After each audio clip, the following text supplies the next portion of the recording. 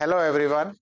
2024 mains के बाद विद्यार्थियों के मन में ये डाउट है कि अब हमें अगली जो रणनीति है वो किस तरीके से अपनाई जानी चाहिए। उसी अनुरूप हम लोग आज एक वीडियो लेके आए हैं जिसमें मेंस को किस तरीके से क्रैक किया जाए या प्रीलिम्स को भी किस तरीके से पास किया जाए, इन सब विषयों पर बात करेंगे। और साथ ही बात करेंगे कि जो आने वाले दिनों में हम लोग एक टेस्ट सीरीज शुरू कर रहे हैं और उस टेस्ट सीरीज का आधार भी इन सारे जो आज वीडियो में जो बात की जाएगी उसी आधार पे वो टेस्ट सीरीज जो है वो फ्रेम की जाएगी। तो आज का जो टॉपिक है वो ये है कि आरएस में कौन कौन सी बुक्स है जो हमें प्राथमिकता पे पढ़नी चाहिए या उसको किस तरीके से नोट्स प्रिपेयर किए जाने चाहिए। हालांकि आई सिविल के नोट्स भी तैयार हैं, लेकिन मैं आपको सजेस्ट करूंगा कि आप एक बार इन बुक्स के बारे में जानें और इनके साथ किस तरीके से आगे बढ़ना है उस पे बात करते हैं। सबसे पहले बात करें अगर अपन, तो Rajasthan history art and culture की बात की जाती है।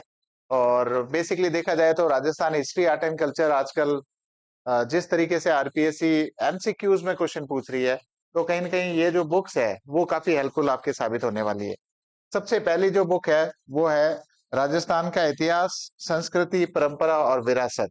ये बुक हुक्मचंद जी जैन तथा माली, इन दोनों के द्वारा रचित है। ये जो किताब है ये काफी फ्रूटफुल आपके लिए साबित होने वाली है।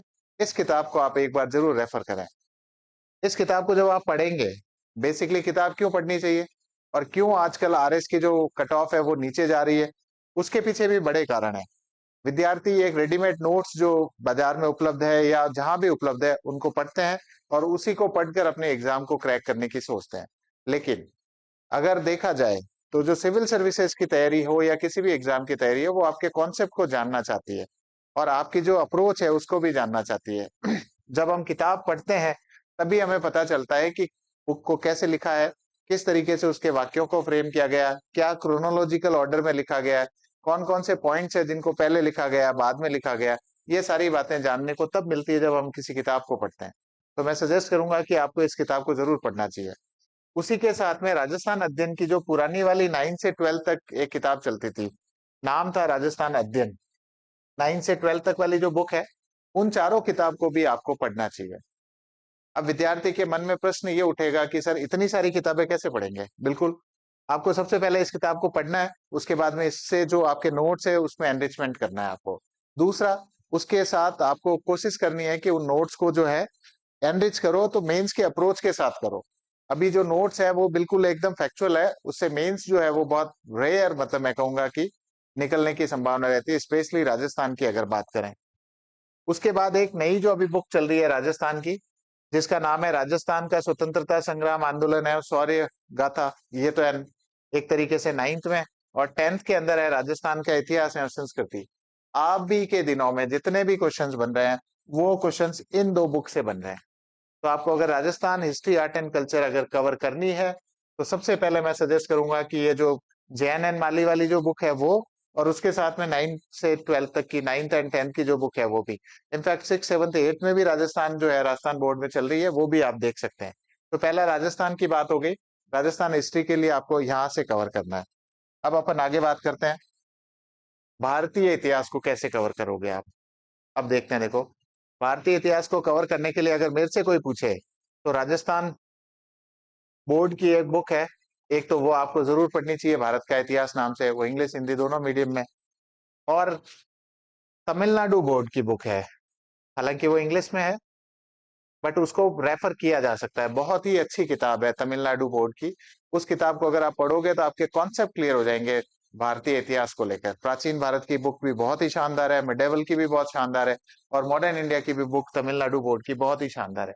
अगर आप पढ़ोगे तो आपको लगेगा बहुत ही क्रोनोलॉजिकल ऑर्डर में दिया हुआ है उसको। और उसके साथ में एक भारत का इतिहास करके 12th में बुक चलती थी, वो भी काफी महत्वपूर्ण है, उसको भी आप देख सकते हो। तो इन दोनों किताबों को अगर आप देखोगे तो आपका कवर हो जाएगा। किसी को लगता है नहीं मुझे तो बहुत ही शुरुआत से ही बहुत अच्छे से पढ़ना है, तो फिर देखो प्राचीन भारत के लिए जो है वो आर एस शर्मा करके जो है राइटर है, उनकी बुक पढ़ी जा सकती है। मिडेवल में अगर मध्यकालीन भारत की बात करोगे तो सचिव सतीश चंद्र बहुत फेमस है, उसको पढ़ा जा सकता है। और मॉडर्न इंडिया के लिए स्पेक्ट्रम जो है वो सभी पढ़ते ही हैं, तो उसको पढ़ा जा सकता है। तो अगर आप भारतीय इतिहास की बात करेंगे तो मेनली अगर आपके बेसिक्स तैयार करना है तब तो राजस्थान बोर्ड की बुक हो गई, एनसीईआरटी उसके साथ में कंपाइलेशन ले लिया आपने, और तमिलनाडु बोर्ड की जो बुक है उसको गो थ्रू किया जा सकता है। तैयारी जो होती है वो शांति काल में होती है। अभी जो शांति काल चल रहा है उसमें आपको बुक्स रेफर करने चाहिए। उन्हीं नोट्स को बार बार रिवाइज करने से कोई सेंस नहीं है, क्योंकि आपके कॉन्सेप्ट बिल्ड नहीं होंगे। जो नोट्स आपको याद है वो याद है। अब उन नोट्स को कैसे यूज किया जा सकता है वो आपको ये बुक्स बताएगी कि इन नोट्स को इस तरीके से उपयोग में लिया जा सकता है। तो आपको नोट्स के साथ साथ इन किताबों को जरूर देखना है। आगे चलते हैं, आगे देखते हैं वर्ल्ड हिस्ट्री। वर्ल्ड हिस्ट्री के लिए अगर आपको कोई बुक रेफर करनी है कि मुझे बहुत अच्छे से तैयार करना है वर्ल्ड हिस्ट्री, तब एक आधुनिक विश्व का इतिहास करके बुक चलती है जो विश्नोई साहब की है, उसको आप पढ़ सकते हो। और आपको लगता है नहीं इतना लेंदी नहीं पढ़ना है मुझे, तो दो बुक चलती है। एक चलती है एनसीईआरटी की विश्व के इतिहास के कुछ विषय, और दूसरी चलती है आरबीएससी की एक किताब है, अगर आप देखोगे तो उसमें भी विश्व का इतिहास करके एक बुक है, उसको भी पढ़ा जा सकता है। उसके अलावा एक फाइन आर्ट भारतीय कला करके जो बुक है, ये भी बहुत महत्वपूर्ण है। तो आर्ट एंड कल्चर के जितने क्वेश्चंस आ रहे हैं वो मोटे मोटे इसके अंदर जो बॉक्स बने हुए हैं उसमें से निकल के आ रहे हैं। अगर आप पिछली बार 2024 के मेंस की बात करो, तो जो ओपियम वॉर वाली जो बात आई थी वो इसी किताब में बॉक्स में दिया हुआ है, उस बॉक्स से निकाल के जो है वो पूछा हुआ है।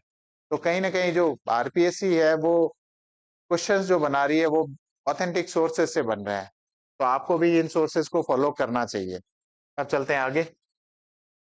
अगला सब्जेक्ट आता है इकोनॉमिक्स, जो कि काफी महत्वपूर्ण सब्जेक्ट है, जिसमें कॉन्सेप्ट की जरूरत होती है। हम सब उसको एकदम फैक्चुअली रट के जाते हैं, जब क्वेश्चन आते हैं तो उसको डील नहीं किया जा सकता, हालांकि स्कीम से आए चाहे पॉलिसीज से आए, कॉन्सेप्ट बहुत जरूरी होता है। तो सबसे पहले कॉन्सेप्ट बनाने के लिए दो चलती है, एक मैक्रो और एक माइक्रो।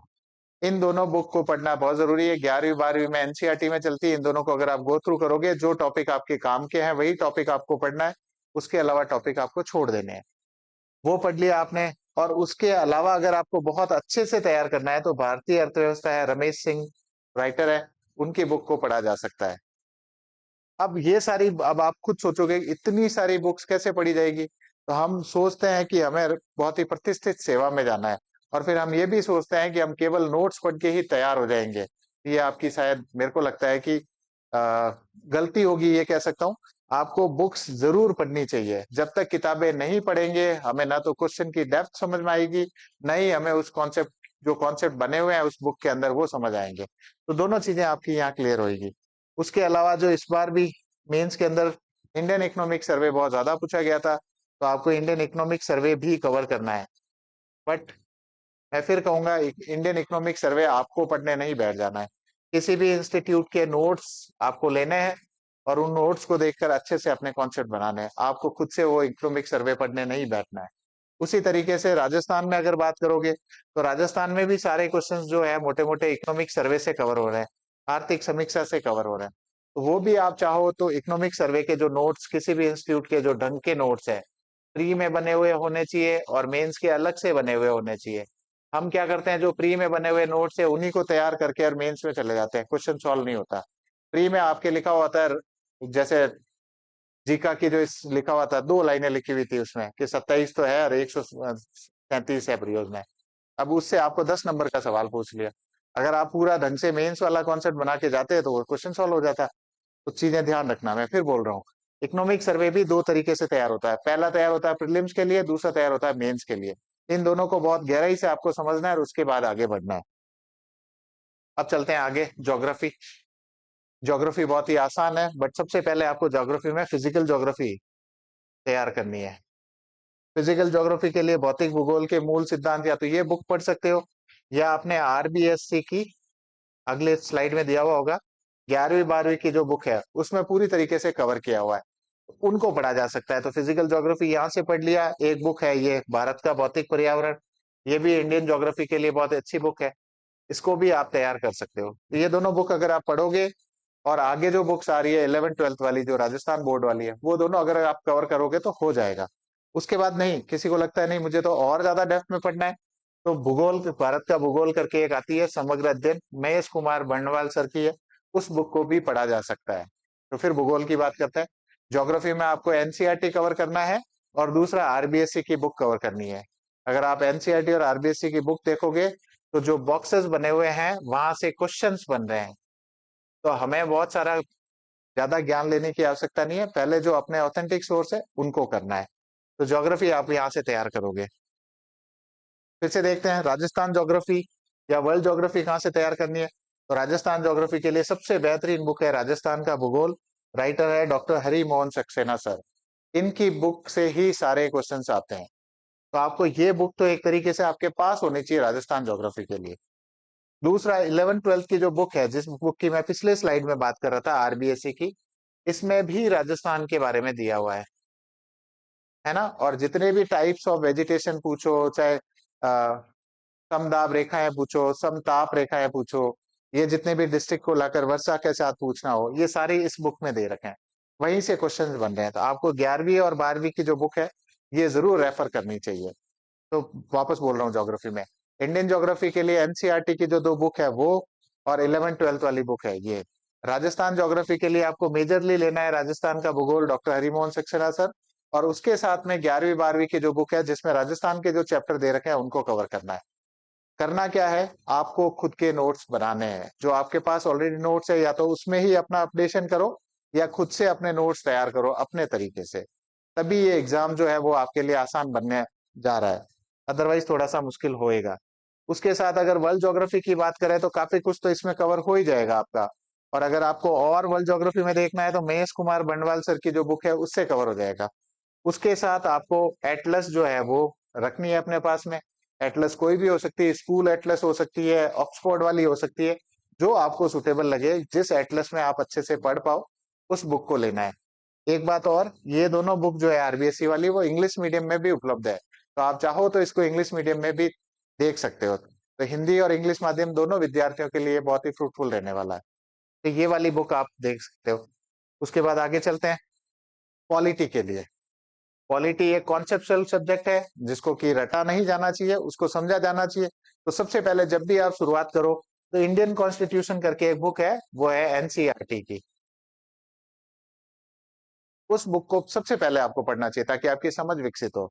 इसके अलावा 6 to 8 तक की एक बुक चलती है जो सिविक्स में, उसमें कुछ पॉलिटी के चैप्टर्स दे रखे हैं, उनको जरूर पढ़ना चाहिए। कैसे पंचायत काम करती है, कैसे क्या चीजें होती है, जो 6 से 8 तक जो पॉलिटी की, यहाँ से आपकी समझ विकसित होगी। तो एनसीईआरटी की ये बुक और ये बुक, ये दोनों अगर आप पढ़ोगे, उसके साथ में 9th 10th की जो बुक के चैप्टर दे रखे हैं वो भी अगर आपने कवर कर लिए, तो आपकी एक पॉलिटी में मोटी मोटी समझ विकसित होगी। जब आपको समझ विकसित होगी तब आप ये भारतीय राज्य व्यवस्था है या जो एम लक्ष्मीकांत है ये पढ़ने के लिए जाओगे तो आपको आसान लगेगा। सीधा अगर अपन एम लक्ष्मीकांत या भारतीय राज्य व्यवस्था जो राजेश मिश्रा सर की है उस पे चले गए, तब अपने दिक्कत हो सकती है। तो सबसे पहले आपको एनसीईआरटी कवर करके थोड़ी समझ विकसित करनी है, किस तरीके से पंचायती राज काम करता है, कैसे नगर निगम काम करता है, ये सारी बातें 6th 7th में दे रखी है। हमने कभी नहीं सोचा होगा कि एमएलए कैसे होता है, क्या होता है। अगर आप एनसीईआरटी बुक देखोगे तो उसके एक बॉक्स में दे रखा है कि राज्यसभा का इलेक्शन कैसे होता है। और इसी सवाल को, इस बॉक्स को लेते हुए, एनसीईआरटी के ही इसी बॉक्स को लेकर 10 नंबर का एक सवाल आरपीएससी ने हमसे पूछ लिया कि बताओ देखिए राज्यसभा के इलेक्शन की प्रोसेस क्या है। तो कहीं ना कहीं आपको इन चीजों से बाहर नहीं जाना है, पहले इनको कवर करना है फिर एक्स्ट्रा ज्ञान की तरफ जाना है। तो ये वाला जो है वो इसके लिए रहेगा। अब आते हैं राजस्थान पॉलिटी। तो राजस्थान पॉलिटी के लिए बेसिकली जो चैप्टर्स दे रखे हैं वो किसी भी इंस्टीट्यूट के जो अच्छे नोट्स है वो ले सकते हो। फिर आपको एक वेबसाइट्स जितनी भी है जो टॉपिक वाइज है उन सबको भी कवर करते चलना है। तो स्टेट गवर्नमेंट की जितनी भी वेबसाइट्स है उनको देखते हुए चलना है, और उसके साथ जैसे ही आप कवर करते हुए चलोगे तो आपका मोटा मोटा स्टेट पॉलिटी भी कवर हो जाएगा। तो पॉलिटी जो है कॉन्सेप्चुअल सब्जेक्ट है, उसको बहुत गहराई से आपको पढ़ना है। उसके लिए सबसे पहले 6 to 8 तक की एनसीईआरटी कवर करनी है, फिर उसके बाद में आगे वाली एनसीईआरटी को भी देखना है, और उसके साथ फिर आपको आगे आगे बढ़ना है। आगे चलते हैं, फिर आते हैं साइंस पे। साइंस बेसिकली जिसकी कमजोर है वो इसको देखता ही नहीं है, जिसकी स्ट्रांग है वो भी नहीं देखता है। उनको लगता है मेरे को आता है, और जिनकी कमजोर है वो सोचता है मुझे आएगा नहीं। तो बेसिकली अगर मेरे से कोई पूछे, यहाँ तो 9th 10th लिखा है, मैं कहूंगा 6 से 8 तक की पहले आप ढंग से एनसीईआरटी कवर कर लो। उसके बाद में 9th और 10th दोनों एनसीईआरटी या आरबीएससी की जो बुक है उसको कवर करो आप। पहले अपने बेसिक्स को कवर करो कि मोशन क्या है, किस टाइप का होता है, ग्रेविटेशन क्या है, किस तरीके से होता है, इलेक्ट्रॉन क्या होते हैं, प्रोटॉन क्या होते हैं, कैसे इलेक्ट्रॉन, फ्लो ऑफ इलेक्ट्रॉन को ही अपन इलेक्ट्रिसिटी कहते हैं, क्यों कहते हैं, ये सारे कॉन्सेप्ट जब आपको पता चलेंगे तभी आप आगामी क्लासों में या जो बड़े कॉन्सेप्ट है उनको समझ पाओगे। आप सीधे अगर ये समझोगे कि एमआरआई क्या होता है, एनएमआर क्या होता है, तो वो दिक्कत पैदा करेगा। सबसे पहले आपको कॉन्सेप्ट समझना है कि कैसे इलेक्ट्रॉन, कैसे प्रोटॉन, कैसे न्यूट्रॉन, क्या होता है, रदरफोर्ड का मॉडल क्या है, वो सारी बातें आपको जाननी पड़ेगी। सेम बायोलॉजी में होता है। बायोलॉजी में शुरुआती क्लासेस में आपको दिखाएंगे कैसे एक कोशिकीय जीव होता है, बहुकोशिकीय होता है, किस तरीके से टिश्यूज बने, कैसे प्लांट ग्रो करता है, कि रूट क्या होती है, वो क्या होता है, ये सारी बातें आपको बेसिक्स मिलेगा पहले। उसके बाद आपसे जो पूछा जा रहा है वो उसका थोड़ा अपडेटेड वर्जन है। तो पहले अगर बेसिक्स तैयार कर लिया आपने तो फिर अपडेटेड वर्जन आसानी से हो जाएंगे। तो मैं सजेस्ट करूंगा पहले 6 to 8 तक की बुक पढ़ो आराम से, उसके बाद में 9-10 पढ़ो। अब हो सकता है देखो जिस भी जगह आप जा रहे हो वहां पर सारे लोग ये अरे ये रेडीमेड है, हमने ही तो बनाए हैं, हमने एनसीईआरटी से ही तो उठा के बनाया, हमने 9-10 की बुक से ही तो बनाया, ठीक बात है।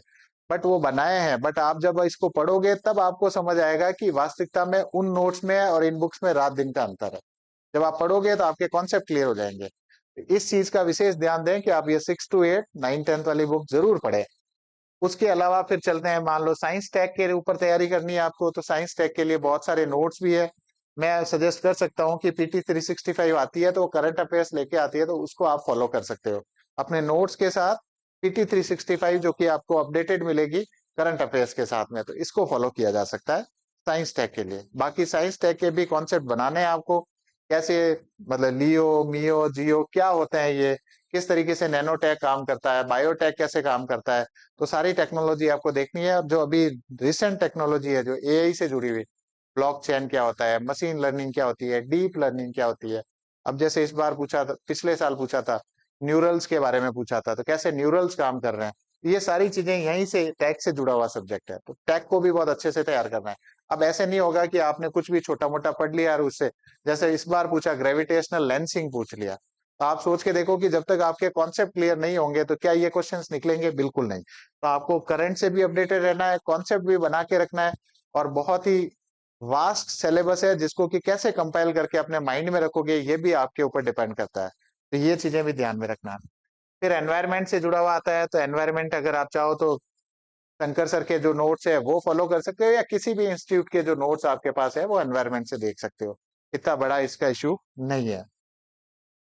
फिर चलते हैं पबएड की तरफ।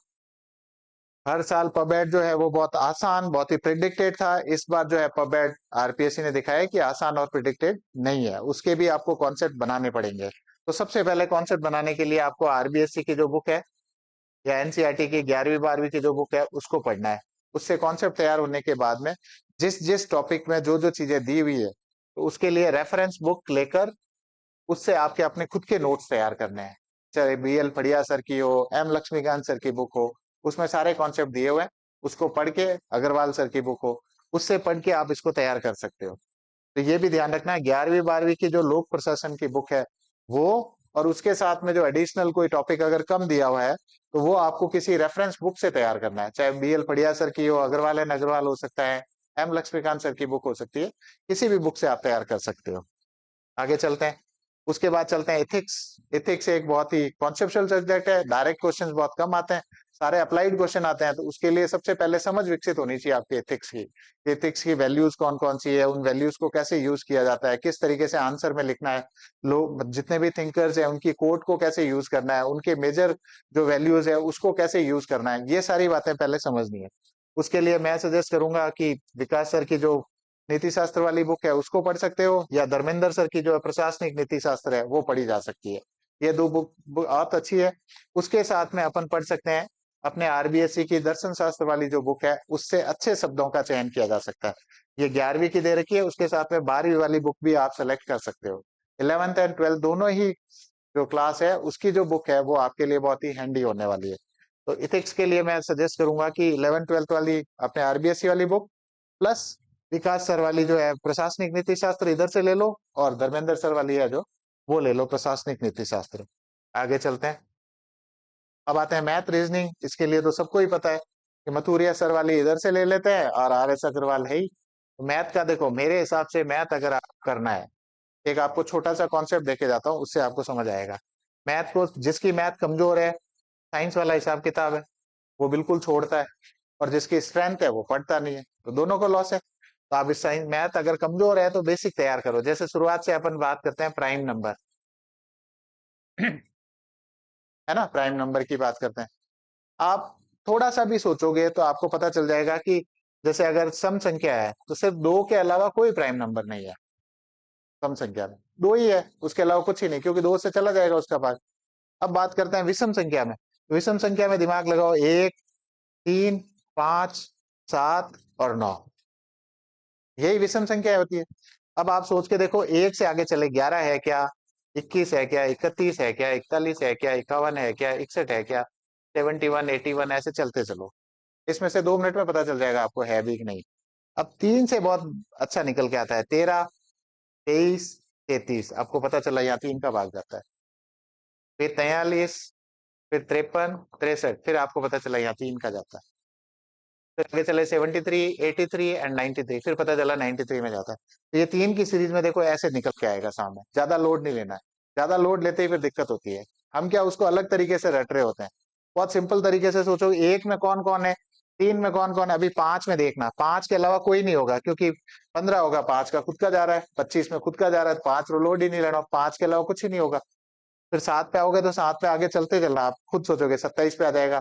फिर और आगे चलोगे तो आपको दिखेगा हाँ ये भी जाएगा। इस तरीके से, और 9 का देखोगे तब भी आपको यही समझ आएगा, तो आपके प्राइम नंबर तैयार हो गए। अब अगर हम सोचेंगे ही नहीं तो फिर मैथ समझ ही नहीं आएगी। तो मैथ को पहले पकड़ के ढंग से किसी टीचर के साथ बैठ के बेसिक से तैयार करो। और जिनकी भी मैथ्स कमजोर है, मैं कहूंगा किसी ऐसे टीचर के पास जाओ जो वास्तविकता में बेसिक से आपको पढ़ा सकता हो, और उसको तैयार करो। क्योंकि प्रीलिम्स जो है उसकी मेन धुरी है। अब मान लेते हैं इस बार 71 कट ऑफ गई थी, जिसकी मैथ ठीक थी उसको तो एज मिला ही है ना। तो ये ध्यान रखना है आपको, चीजों को हमेशा याद रखना है कि मैथ जो है वो कहता है ना कि एक बहुत ही अच्छा हथियार है जो आप यूज कर सकते हो। तो मैथ को आप छोड़ नहीं सकते। कई टीचर्स बोलते हैं कोई बात नहीं मैथ छोड़ दो। अरे भाई छोड़ने से होगा क्या, प्री में तो बहुत ज्यादा काम आएगा, और जब आपके पास प्री ही क्लियर नहीं हुआ और आपके पास मेंस की बहुत अच्छी अप्रोच है तो कैसे जाओगे आप, नहीं जा सकते। इसलिए मैथ को अच्छे से तैयार करना है। उसके बाद आगे चलते हैं, आगे देखते हैं लास्ट पेपर जो फोर्थ पेपर होता है, सबसे महत्वपूर्ण पेपर होता है। उसके लिए सभी जने सजेस्ट करते ही है 2 बुक। एक तो अपने ये वाले हिंदी व्याकरण की, नवीन हिंदी व्याकरण जो अभी चल रही है, एक पुरानी बुक चलती है अपने 9 से 12 तक वाली, उसको भी फॉलो किया जा सकता है। 9, 12 वाली पुरानी आरबीएससी की बुक की बात कर रहे हैं, आरबीएससी की बुक की बात कर रहे हैं, है ना। राजस्थान बोर्ड वाली वो बुक ले सकते हो। और इंग्लिश के लिए अगर देखो तो रस्तोगी सर की जो बुक है वो ली जा सकती है। इन दोनों बुक को पढ़ा जा सकता है, पर मेजरली आपको तैयारी क्या करनी है, तो जो लिखने वाला जो पार्ट है उसको तैयार करना है। हम उसको छोड़ के जाते हैं, वो सबसे महत्वपूर्ण है। चाहे बली पत्र हो, लिखना पड़ता है, लोकोक्ति मुहावरे हो, उसको भी लिखना पड़ता है। तो जो लिखने वाला पार्ट है उसको सबसे ज्यादा वेटेज देना है। अगर आपने इन सारी बातों को फॉलो किया, निसंदेह ये मान सकता हूं कि आपके लिए जो आने वाला आरएस है वो बहुत ही आसान होने वाला है। और अगर बुक्स का चयन आपने ढंग से कर लिया, फिर एक बार आपने किसी की सुन ली और उसी को फॉलो करते हुए आगे बढ़े, तो निस्संदेह ही आपकी जीत होगी। और मैं उम्मीद करता हूं कि ये जो सेशन है वो आपके लिए काफी महत्वपूर्ण और उपयोगी रहा होगा। इस चीज को ध्यान में रखते हुए ये सेशन लाया गया था। और इसी के साथ मैं लिखने की, अब जैसे एक जने ने पूछा है कि सर लिखने की स्पीड का भी, ठीक है स्पीड बढ़ाई जा सकती है, बट इट विल, वो कहता है ना, टेक टाइम। तो मैं आपसे सजेस्ट करूंगा कि आप इन बुक्स को देखें और इन बुक्स के साथ ही आगे बढ़ें। Thank you.